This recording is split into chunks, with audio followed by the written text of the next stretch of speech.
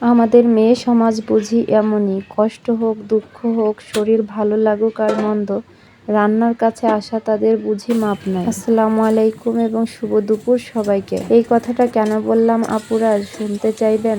আজ দুপুর 11টা থেকে শরীরটা খুব একটা ভালো লাগছিল না, তবুও দুপুরের রান্নাটা মওকুফ ছিল না।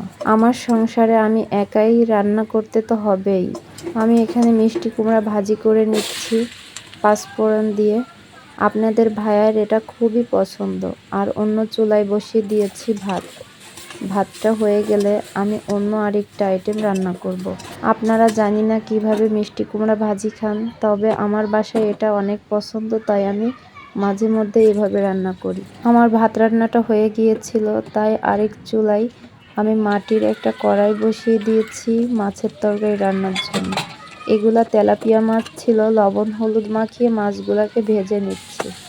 আজ মাছের ভিতর আমি নতুন একটা আইটেম দিব।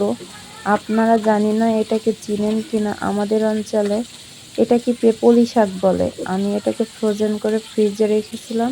মাছের সঙ্গে অন্য তরকারি দিব এবং সাথে দিব পেপলি শাক। আমি আরেক চুলায় একটু মাংস গরম করে নিব। আসলে গরম না, মাংসটাকে একটু ভাজি করে নিব পেঁয়াজ রসুন দিয়ে।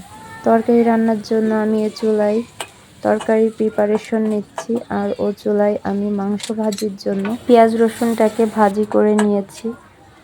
এখন এই যে দেখুন মাংসটা আমি এখন ঢেলে দিব এবং একটু সময় কষিয়ে ভাজা ভাজা করে নিব। আর এদিকে মাছের তরকারি রান্নার প্রস্তুতি চলতেছে। পেঁয়াজ ভাজি হয়ে গিয়েছিল, এর মধ্যে জিরা গুঁড়া, হলুদ গুঁড়া, লবণ এবং কেটে রাখা সবজিগুলো দিয়ে দিলাম। এর ভিতর আছে আলু ফালি করা এবং কাঁঠালের বিচি।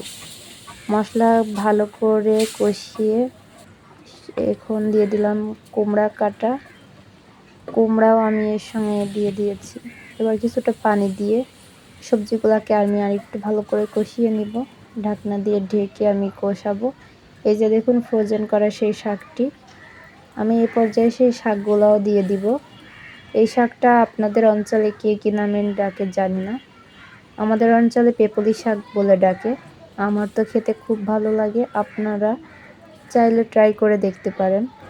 আমার এদিকে রান্নার প্রস্তুতি শেষ হওয়ার পথে, তাই আমি চুলাটা ক্লিন করে নিচ্ছি। আসলে আপুরা আমার চুলাটা পরিষ্কার না থাকলে রান্না করে শান্তি হয় না, এজন্য আমি ঝটপট আগে চুলাটা ক্লিন করার চেষ্টা করি।